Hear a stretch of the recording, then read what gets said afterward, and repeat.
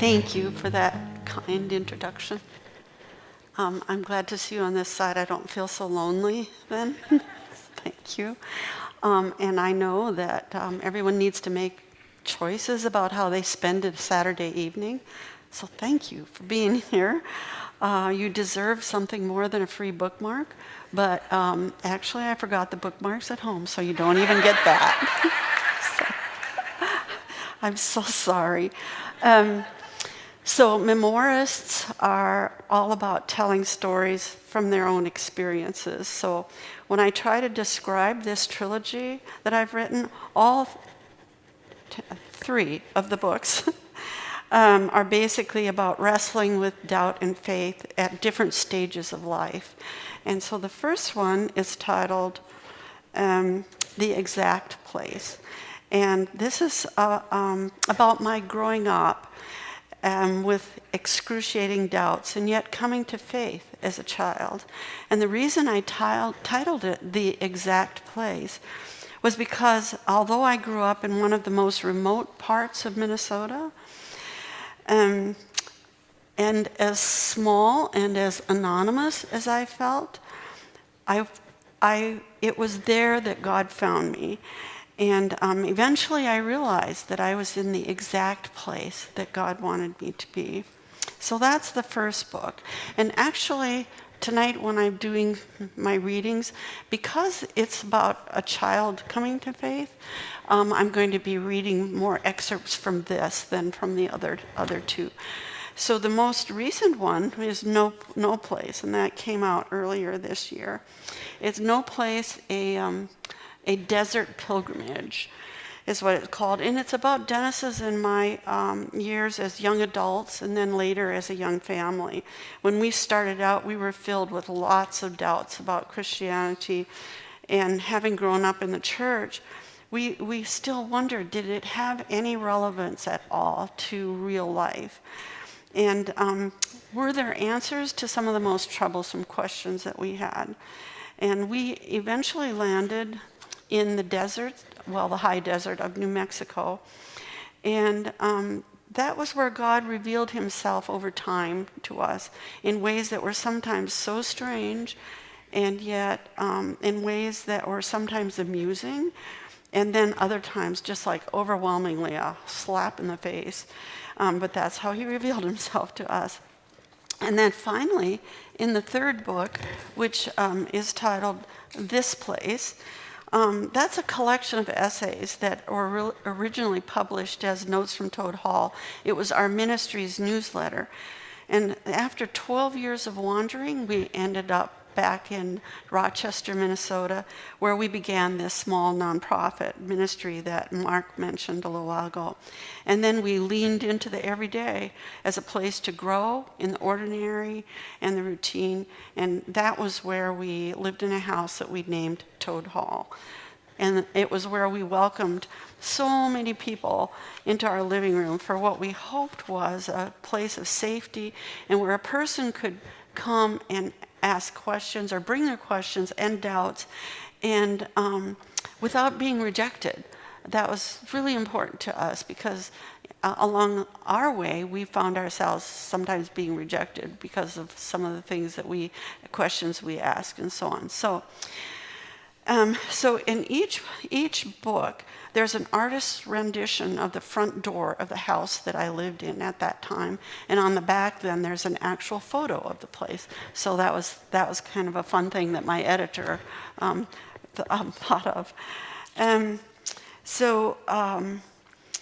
have had a difficult time choosing what to read this evening, and my husband always tries to convince me to stop at a critical point and leave you hanging. But I love a closure, and even though not much of life offers that, so we argue about this, and I say, no, I want closure, I love it, and him. But real life isn't like that, Margie. And me, it's like, I don't care, resolve the chord. So tonight I'm going to try to follow his suggestion. I don't know if I'll manage it, and we'll see what happens. But all of these incidents and events that I share ultimately have to do with doubt and faith, even though it might not seem that way at the first glance. So I'm choosing first to read some excerpts from The Exact Place. And my editor wanted me to title this book A Search for Father, but I didn't like that, so we didn't. But in some ways, that would have worked because my father was killed in a plane crash before I was born. And my mother remarried when I was 18 months old, about that age. And from the beginning, until the day he died, the man she married did not like me. And it was my goal in life to win his love, and by being the best girl ever, but it didn't work. And I eventually learned that God was what I had always longed for in a father, and I eventually began to understand more about that. So it's always been a comfort to me that Jesus had a particular unequivocal love for children. And I think that we need to be in constant aware of this because no child will ever be turned away from him. So in this first reading, I want to give just a little bit of context. I grew up on a farm in a 3-room house, 3 rooms, 17 miles from the nearest town, and we did not have an indoor bathroom, and we had no running water, and there were 8 of us. And I was the oldest, and I often babysat for my parents when they went out in the evening. And I began doing that. My mom and I figured this out. I began babysitting for them when I was about 9 years old. And these are excerpts from a chapter titled Through Paths of Darkness.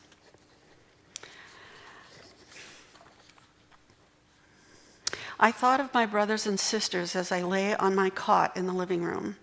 The baby and the little kids were in the bedroom asleep. Randy slept peacefully nearby, his long dark lashes resting against his flushed cheeks and his mouth wide open. I stared at the cast iron stove a few feet from my head. It burned so frightfully hot, I could see the outline of the coals inside as the metal glowed a translucent red. How would it feel to roast and burn in a fire? I touched the wall behind the stove. It was too hot to keep my hand there. At what temperature did wallpaper ignite? I wondered whether I had checked the burners on the stove in the kitchen. I would check. They were all off. Back in bed, I thought I smelled gas. Perhaps I missed one. I checked again. They were all off. Both pilots were on. If the house caught on fire, how would I get all 5 of my brothers and sisters out?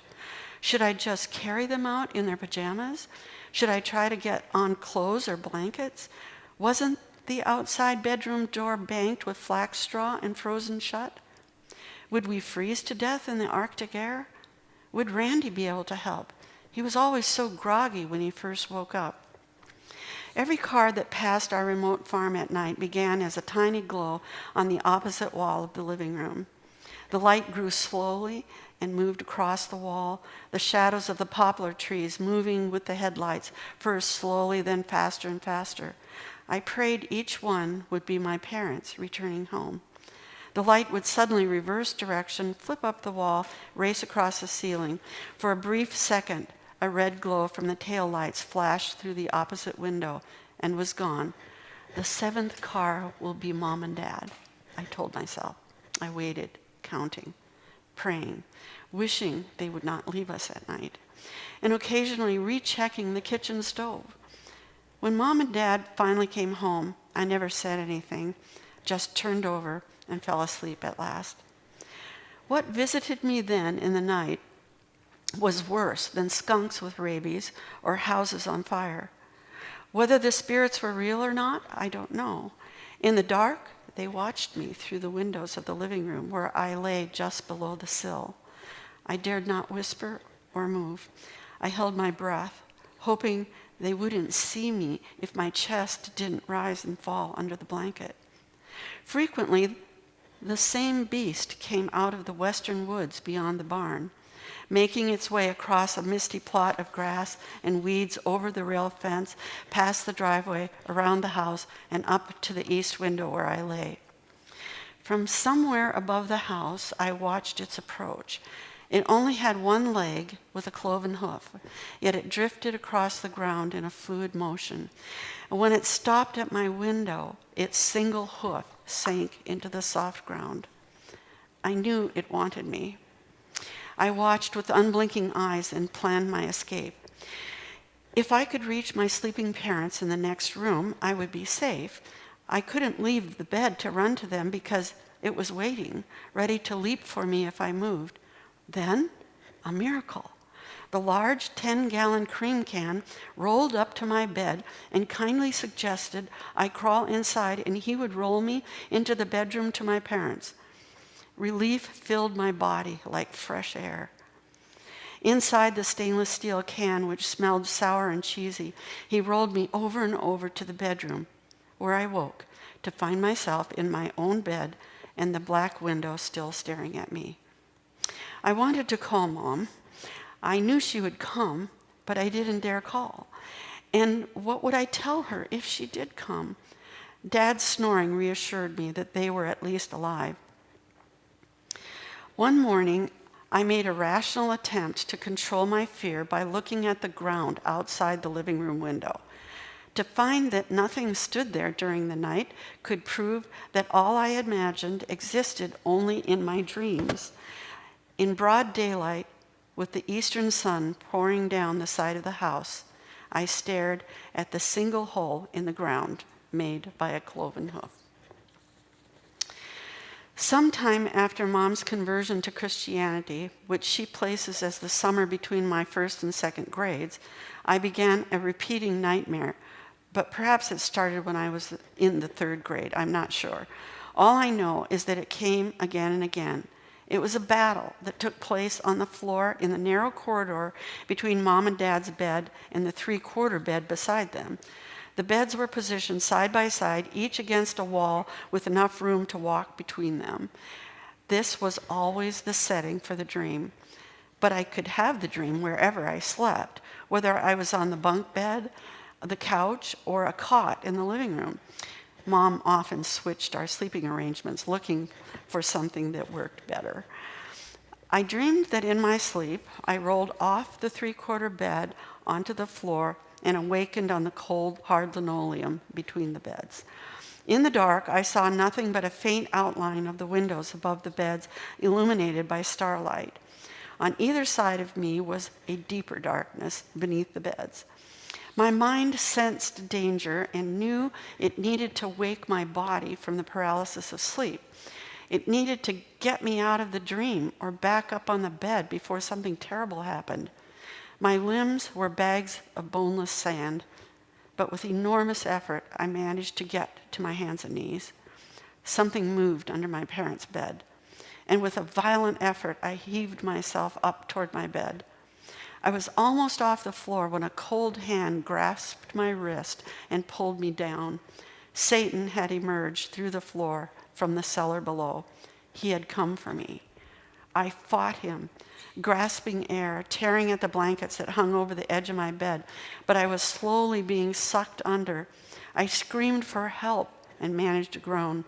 Suddenly, another hand from under my bed reached for me. It felt warm and strong. I don't know how I knew it was God gripping my other arm. My shoulders wrenched, my wrists cracked. I willed every atom of my being toward God. Momentum shifted, and I inched toward him. The strain of this slow-breaking battle finally snapped the spell of the nightmare, and before it was won, and I was safely in bed with God and a happy ending, I woke to find I was still in my own bed in a real room of a shotgun house. Then I lay listening to what seemed like the arguments of Satan. I doubt you ever really belonged to God. You're going to hell. For one thing, you don't have a date of conversion.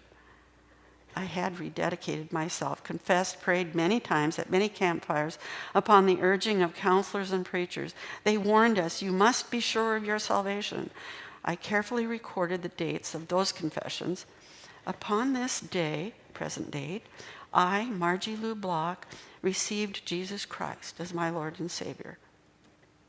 You said the same thing last summer. Do you know where liars go? Yeah, straight to hell. So, he folded his arms. Which one was real? When are you going to get sincere about this? Perhaps you should do it again and get a real date, and this time really mean it. People did ask, when were you born again? We were reminded that we knew our physical birth date, well, of course, but the more important date was your spiritual rebirth. Satan was right. I couldn't remember it, which meant maybe I didn't have one. I had loved God since I could think.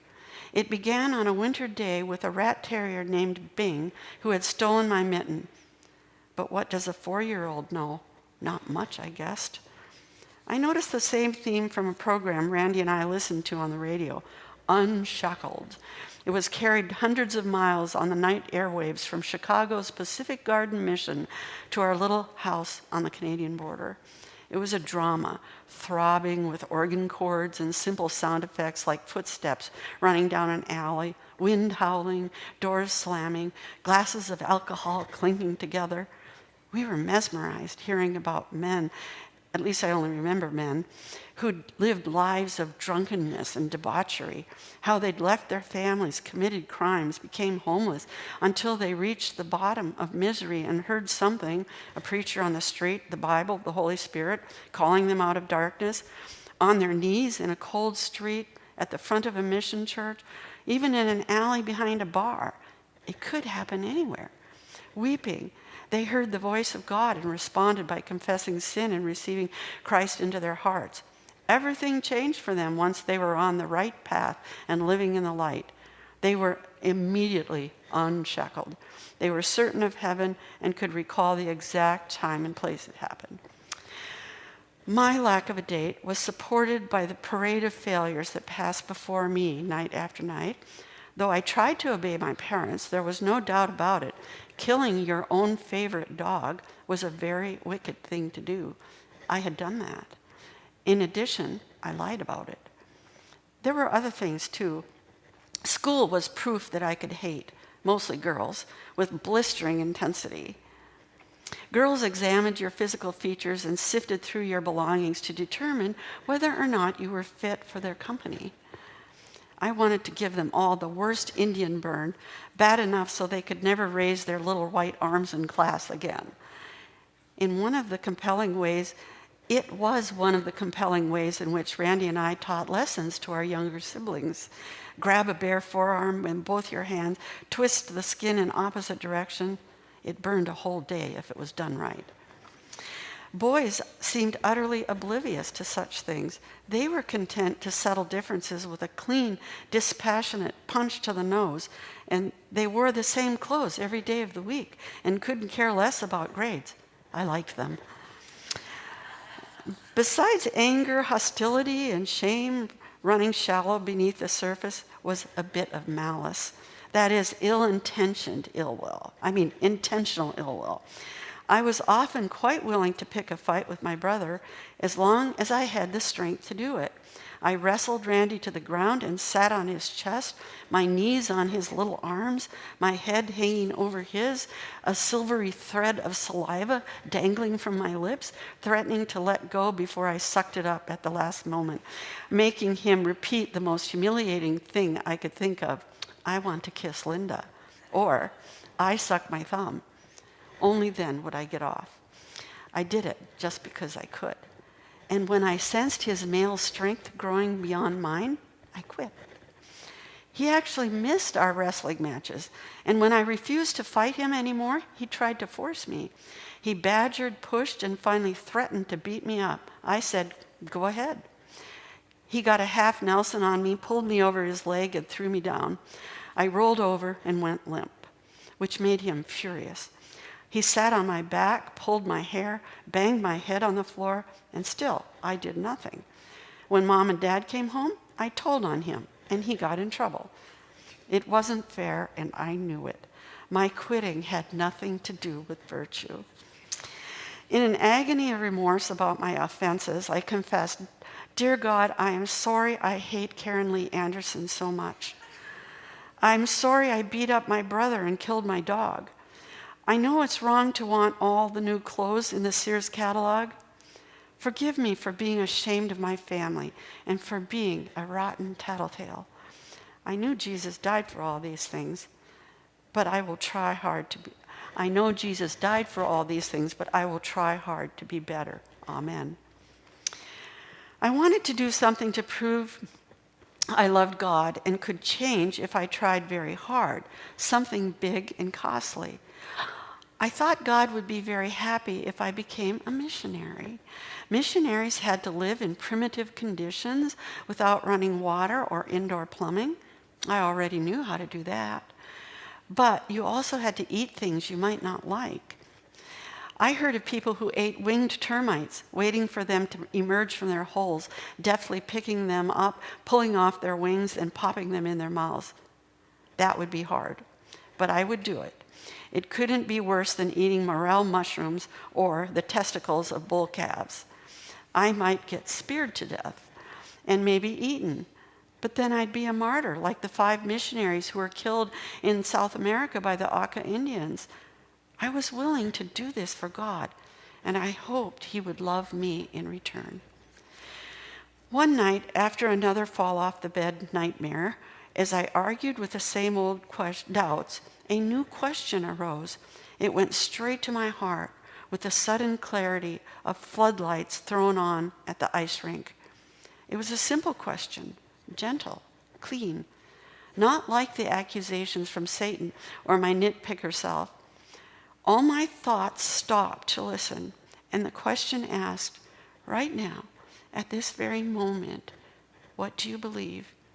It was not an audible voice, but I knew it came from God. And the answer was so easy. Why hadn't I thought of it before? I felt hope rising in my heart. And I answered, right now, this minute, I believe Jesus. I love him. That's all you need. So that was the first reading. And now, oh, no, you don't need to do that. Thank you. So for the second reading, this excerpt is from when I was 4 years old and had my first spiritual encounter with the supernatural. And it's from the first chapter in the book. It's called "The Dogs of Our Lives." So, the December after my stepfather, Mom, Randy, and I moved to the farm in Lake of the Woods County on the border between Minnesota and Canada, I turned 4. That was the winter of my first spiritual awakening. It was Bing's fault. The day was bitter with millions of frost diamonds glittering in the air, but my mother did not consider 20 below zero an excuse to stay indoors sulking underfoot the entire day. So I was stuffed into a padded snowsuit and sent out to play. Bing, whom I loved almost as much as my mother, was turned out behind me, and we sat on the steps, blinking and breathless in the crackling air. All around us, the snow lay in brilliant waves and deep drifts. The wood stack in the middle of the yard was a round mound with a black cave in the side where my stepfather had dug through to the firewood that heated our house. The fence posts were capped with snow. The farm machinery lined up along the edge of the woods was softened and half buried. Bing was the most cheerful and brave of all the dogs we ever owned. He was a white rat terrier with half a brown patch on one ear, a spot on his side, and a tail that curled tightly over his back and was wagging to a blur, and wagged to a blur whenever he was having fun, which was most of the time. Just then he was trying to get up a game of chase. He posed before me, his head on his paws, his rear end wiggling cat-like in the air, ready to pounce. As I rolled awkwardly to my feet, he grabbed my hand, tugging and growling, and he pulled off my mitten, flew through the snow, carrying his prize, disappearing and reappearing like a white dolphin in the surf. I floundered after him, falling down and burying my hands in the drifts. I came out shaking my naked, reddened hand, yelling for him to stop. "Bring that here," I wailed, but he ran on, viciously growling and shaking the mitten as if to break his neck. He wouldn't stop. I couldn't catch him. So I screamed every "God will damn you" curse I could think of. I don't remember my exact words, but Bing's reaction still blazes in my memory. He dropped my mitten and looked at me with horror. In the bright light, I waded through the snow, picked up my mitten, shook it off, and pulled it on. Bing was not one to give up a thing once he had hold of it. So why did he? My small size, my angry swearing didn't seem reason enough. I had seen my stepfather use his big voice to call Bing away from a hole he was digging. Dad could crush walnuts in his fist, throw calves with one arm, and yet Bing ignored him, a fountain of dirt flying up behind his tail until he felt Dad's foot coming. Then he dodged, grinning, as Dad recovered his balance. Bing's sudden obedience frightened me. I struggled back to the steps, sat down, sniffled, and began a loud bawling. At that moment, my mother opened the door. The dog raced inside, and she asked me to explain what was going on. I told her Bing stole my mitten and wouldn't bring it back until I said a lot of very bad words. "Did you swear at God?" she asked. "Yes." And I began a fresh howling. I don't know what my mother really thought. At that time, she only had residual spiritual knowledge left over from her own childhood. I had none at all. But she did not find my confession insignificant, nor did she laugh. Kneeling in front of me, her arms about me, her face in mine, she instructed, "Go into the next room, get on your knees, and ask God to forgive you for swearing, and he will." Her confidence relieved me. Isolated details litter my earliest memories, refusing to resolve into completed pictures. So I don't remember what happened after Mom told me to pray. I only know that from that time there was this presence of love that lingered near me. I believed it was God, though I knew nothing about him except that I shouldn't swear using his name, no matter how enraged I was. In the early years on our farm, Dad discovered rats in the broken-down granary. They lodged in the walls and under the foundation and came out at night with their skinny tails and red eyes to eat oats by the bushel. I worried that it was only a matter of time before they took over our farm in seething, squeaking masses. It was Bing who saved us. He joyfully killed them, refusing to give up on even the biggest, meanest old rat until it was dug out and shaken till its brains fell out. When the job was done, his face and ears were bloodied with rat bites and scratches, and I would sit in the haystack, cradling him on my lap, kissing his head and tracing his scars. Because he was so brave and loved chasing anything, no matter how big, Dad repeatedly warned us not to sick Bing on the horses when we were in the pasture. "Why?" I asked. "Because they'll kick him," he replied in a tone reserved for idiots. It didn't matter that Bing chased cows and snapped at their heels. Although cows can kick, they aren't athletic like horses. Cows are clumsy and oafish and run with an awkward gait, whereas any old nag of a horse can accurately land a powerful kick while running at a full gallop.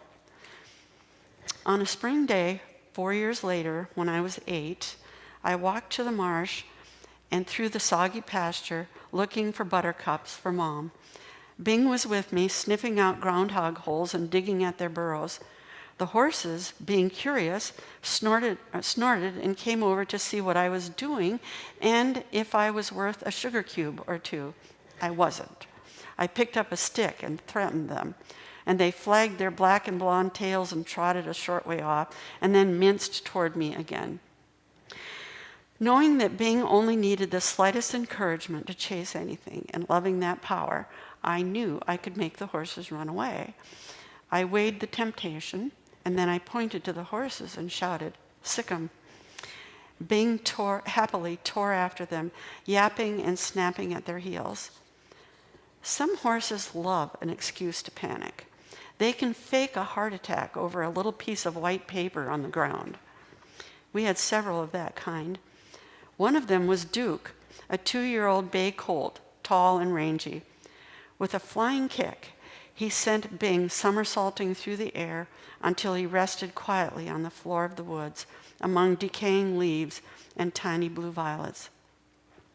In the distance, he looked like a still life, a bouquet of small white flowers pushing through the chilled earth. My face flushed with heat, and my eyes began to burn. I ran toward him and stood a way off, hoping it was a dream and I would soon wake up. He didn't move. My throat ached. I called softly, "Bing, Bing." I couldn't breathe. I knelt on the damp ground among the decaying leaves and saw a tiny marsh of blood forming beside his head. I stood up and stared at him for a long time. It was the first time I experienced that hopeless desire, the wish to erase what you said, call words back, to undo an act. At last I turned away, leaving him alone in the dim woods, and stumbled home. My lungs hurt, my stomach churned, and I hoped this meant I was going to die too. I made it to the outhouse where I threw up. Slowly I walked to the house and went to bed, where Mom found me a little later. "I think I'm sick," I said. I was sick, with grief and the failure to be a more honorable child. I decided not to tell anyone what had happened, because if I did, I would immediately be turned out of the family. I would be forced to wander and make my way in the world, or more likely, the family would keep me but would hate me and never speak to me again, because I had done something so dreadful there was nothing that could ever make up for it. I thought of leaving before anyone found out. I pushed my face into the pillow, sobbing. As I cried, I became aware of my brother's voice outside, loud and alarmed. He was yelling for Mom to come quick. Something was wrong with Bing. My heart leaped. Could God actually bring a dog back from the dead? Would he? I peeked out the window and saw him. He was weaving his way across the pasture, dragging himself home, bloodied and bobbing like a man with a club foot. Some deep instinct residing in his heart must have brought him home. It couldn't have been his brain. That was damaged beyond repair. Mom helped Randy and me fix a cardboard box for him, and even though we lined it with our softest, raggedy old towel, he couldn't lie down. We tried to feed him the most treasured of treats, a fried chicken gizzard, but he couldn't eat. Softly whining and leaning against the kitchen stove for support, he stumbled in a path around the stove all night long. His injured brain made him repeat the circle. When Dad got home, he took one look and declared, "He's been kicked by a horse," and he turned his eyes on us. "Did any of you sick him on the horses?" We all said, "No." The next morning, Dad gently carried him out, and we never saw him again. I know. It's a sad story, isn't it? But there are other parts of the book that are funny, I promise you. So in this third and final reading, it's from the chapter titled Crash Course. And again, sort of a clarifying comment. You know, whether a father intends it or not, there's an inevitable connection between a child's perception of the earthly father and a creator who calls himself father. And you might intuit how this became problematic for me. But there was one man who loved me as a child. It was my grandfather.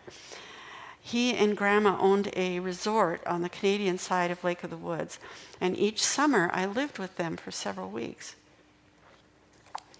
Now, when I was a kid, I couldn't have explained, whoops, this is not right. Oh, here we go. Sorry. Grandpa Frolander loved me. I was sure of this. It was like he removed a stick from my spine, a stick that poked it straight and made me alert, always ready to run. Around him, an inner tightness let loose. I didn't need to do anything to delight him. I didn't even think about it. I just did. He never sent me away or made fun of me, though I know I amused him. He never told me how smart I was or how pretty or how great my cartwheels were. He didn't need to. There were two things that really settled the proof of his love. And when I was a kid, I couldn't have explained the first proof. As an adult, it's still not easy because some of it could be mistaken for a kind of misty-eyed nostalgia. On the surface, my proof is pretty simple. If someone who is powerful and strong also loves you, they can keep you safe in a storm, even one as terrifying as the one we encountered on a trip back from Kenora, Ontario. It was just an ordinary trip. Grandpa loaded cardboard cartons of canned vegetables and fruit into the boat and other supplies I don't remember. He went to the bank, we stopped at a clothing store, and he picked out a pink and gray dress for me. I remember how beautiful it was and how he had a special knack for picking out the perfect colors. Leslie Sandy, one of the Indian guides, met us back at the dock, and we started home with the launch weighed down, just the three of us. Grandpa was watching the sky as we threaded our way through Devil's Gap and past some islands into more open water. I was always glad to be past the rocky cliffs with ancient petroglyphs painted by the Ojibwe to curse enemies who passed that way. Clouds were boiling up out of the southwest. It was getting dark, and the water had turned slate gray with curls of white on the mounting waves. And when the storm hit, rollers began pounding over the bow of the launch. Each slam flooded the deck with more water as Grandpa tried to make it to the lee of the next island. Above the howling wind and screaming engine, I heard Grandpa shout to Leslie, "If we go under, you take her. You're a better swimmer than me, and we'll head for that shore over there." Then he turned back to the helm, whistling a bar tune. I sat calmly on the high swivel seat beside him and thought nothing of what he said. That's how I know he loved me, that I thought nothing, that the possibility of capsizing in a storm with him meant no more than taking a dive off the end of the dock on a sunny day. The second proof of his love was that he taught me to fish and allowed me to wreck his very best open spinning reel. And he never mentioned it. Grandma did not approve of my learning to fish off the dock. Besides the fact that fishing was a questionable pursuit for a girl, there was the danger of my falling into 12 feet of water and drowning. Or I might put my eye out with a hook, she said. Well, the latter was probably the most realistic of her worries, since it took me a long time to get the hang of casting an orange lazy Ike across the bay.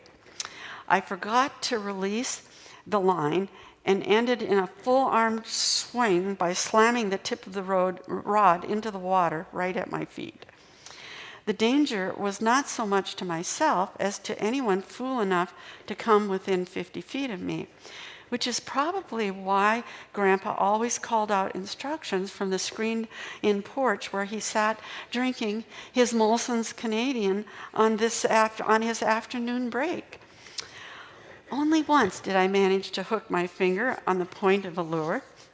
As for drowning, someone else perhaps, but not I. I had perfected not falling but flying off the dock in the running broad jump and the cannonball. And when I did fall off the dock, it was backwards, and only because I had been fatally shot by an arrow, shot off the top of the ridge opposite the dock. I loved everything about fishing, the smells of fish and water, the sun glancing off the surface, the lap of waves against the dock, the array of sinkers, leads, and lures in the tackle box, the zing of the line, the whir of the reel, and a distant plop as the lure landed precisely in front of cattails on the opposite shore, on the far shore. The alchemy of fishing is only partly explained by the setting: islands, shoreline, sand, rock, sky, and water. There are other elements of mystery and danger that exist beneath the surface. I think of Jesus mounting the crests, coming up hills of water, crossing the waves to save his disciples, some of them seasoned fishermen who were scared witless. As a child, I knew that story well. Now I can look back and see that just as our dog Bing had led me toward God, fishing awakened another spiritual landscape in me, something about creation that was both heartbreak beautiful and frightening. But layering over it was the hope that Jesus could, and perhaps would, come along to control and rescue when needed. During those first fishing lessons, it's a wonder Grandpa didn't despair over my witless, crude technique.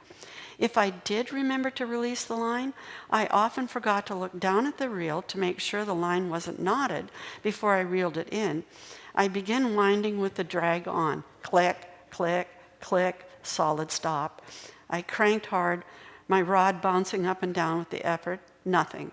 Only then would I look down and discover an enormous bird's nest of fishing line had grown over my entire wrist and hand. Then one day I caught a legend. I had made a perfect cast across the bay when something hit my line hard and stopped it cold. At first I thought the shallow runner had caught on a snag, but suddenly the line began to run out on its own. I couldn't stop the crank from turning. The reel was squealing and the line kept going out. At last it entered the marrow of my bones through my artless fingers.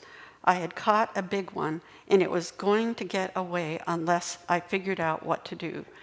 I was giving out little sobs as I turned one revolution on the reel, only to have it counter with 3 in the opposite direction.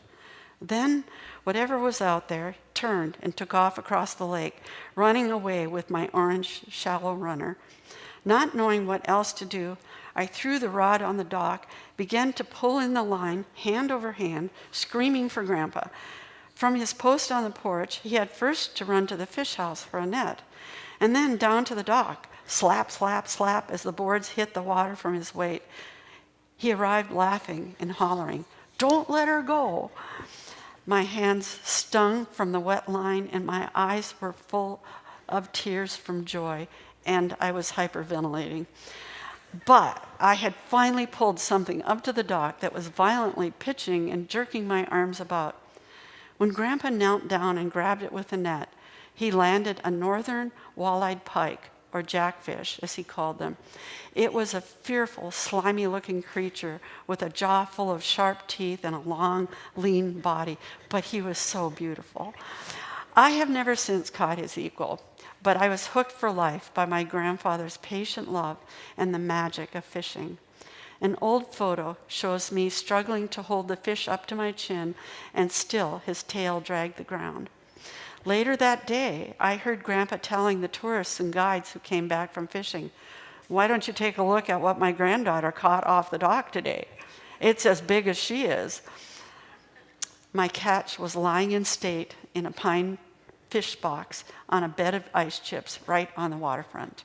His round eye still glared back at anyone who dared peek into his coffin. There was another paradox I pondered over the years. Grandpa was a man who so despised religion, he would not allow you to mention the word God or Jesus Christ in his presence unless it was a curse. And yet, he was the only man who thoroughly loved me through the summers, birthdays, and Christmases of my childhood. Even when I married and had children of my own and moved to New Mexico, he and Grandma came to me and loved me. So how is it possible that God could use him to create some deep knowing and a predisposition that this is how God relates to his children? Years after childhood, when I understood the connection, it came as a sudden revelation, and it took out my knees. From my birth, Grandpa prepared and preserved in me an unconscious recognition that this is how God is. Inscrutable and mysterious in his ways, God chooses his own instruments of healing, and they aren't always saints. I simply bowed. By the time I understood this link from my grandfather to my early Christian trust in God as Father, it was too late to thank Grandpa. He had died. So, in conclusion, I would say that in this life, we have a long road to travel, and I've chosen to write about mine. But I needed to keep going. I needed to pick myself up again and again, confessing, confronting my doubts, and renewing my faith over and over. And walking this road step by step, praying, reading, and not giving up on the idea that God chooses to bless me in the most profound way. And I constantly return to a quote from J.I. Packer as a reminder of how God sees me and you, I'd like to say. And this is the quote: God knew the worst about us before he chose to love us. And therefore, no discovery now can disillusion him about us in the way that we are so often disillusioned about ourselves, and quench his determination to bless us. He took knowledge of us in love. So, this trilogy then is an account of God's work in my life, and then later in his life too. And from my earliest memories as a child until this day, I know I've been loved. And I guess that I'd say that my dearest wish is that these books, if you choose to read them, could also be a source of encouragement and inspiration to you. And that where you or your children find doubts and misgivings, you might find faith. That's it. Thank you.